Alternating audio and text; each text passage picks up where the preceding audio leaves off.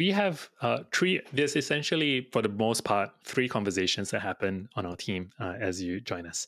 The very first thing you would do is a screening call that you will have with usually a recruiter or myself to get some basic questions in a way, understand, why you're interested, where you're coming from, what do you think you bring, give you a chance to really understand the business and the role and get to talk to someone and determine if this is a fit for you.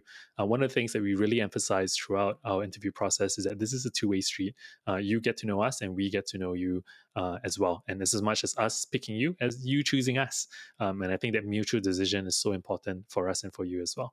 And so that first conversation is a great first step for us to figure that out and for you to kind of see what we're offering, if that's what you're looking for as well. The second conversation is where we step into a portfolio conversation. And so usually that's for an hour and a half, where you would bring one or two case studies, one or two pieces of work to a panel of our design team, and for you to show off your best, show off the things that you love and what you're most interested in, and for us to just get nerdy together and just talk design.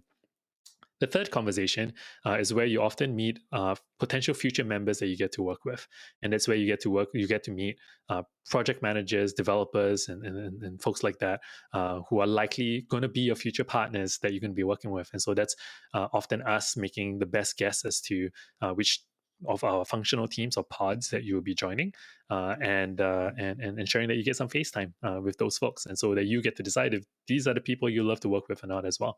For that third conversation, we often prioritize your questions and your input. So we like to open the first half of the conversation with your questions, your thoughts, your curiosities, and making sure you get those answered, and then deferring the second half to our team for anything that they want to learn from you as well.